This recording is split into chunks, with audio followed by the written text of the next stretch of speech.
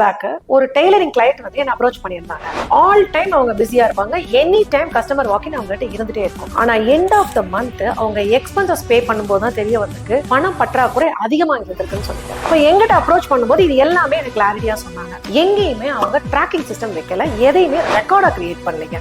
இந்த டைம்ல நான் என்ன அவங்களுக்கு சஜஸ்ட் பண்ணேன் அப்படின்னா, எல்லாத்துக்கும் ப்ராப்பர் காஸ்டிங் போட்டிருக்காங்களா, பிரைசிங் ப்ராப்பரா ஃபிக்ஸ் பண்றாங்களா, இந்த மெத்தடை நான் உங்களுக்கு இன்ட்ரோடியூஸ் பண்ணேன். இதுக்கப்புறம் என்ன பண்ணேன்னா, எல்லாத்துக்குமே ரெக்கார்ட் சிஸ்டம் நான் கிரியேட் பண்ணேன். கிரியேட் பண்றது மூலமா எல்லாத்தையும் ஃபிக்ஸ் பண்ண ஆரம்பிச்சாங்க. இந்த ஃபிக்ஸ் பண்ணும்போது எந்தெந்த பிளவுஸ், எந்தெந்த மெட்டீரியல், இது அத்தனைக்குமே கிளியர் பிரைசிங் அவங்களால போட முடிஞ்சது. இதன் மூலமா இன்கமையும் எக்ஸ்பென்சஸையும் அவங்க அழகா ட்ராக் பண்ண ஆரம்பிச்சிட்டாங்க. இந்த ட்ராக்கிங் சிஸ்டம்னால அவங்களுக்கு எவ்வளவு இன்கம் அவங்க ஜென்ரேட் பண்ண முடியும், எவ்வளவு எக்ஸ்பென்சஸ் அவங்க வந்து பண்ண முடியும்ங்கறது கிளாரிட்டி அவங்களுக்கு கிடைச்சிருக்கு. இதுல என்ன ஆச்சுன்னா, எக்ஸ்பென்சஸ்ல என்னென்ன அன்னெசரி லீக்கேஜ் இருக்கோ அதை எல்லாமே கட் பண்ண ஆரம்பிச்சாங்க. இப்படி பண்றது மூலமா உங்களோட பிசினஸ் ப்ராஃபிட்டா லாஸா அப்படிங்கறத ஈஸியா ட்ராக் பண்ண முடியும். நீங்களும் இம்ப்ளிமெண்ட் பண்ணி பாருங்க.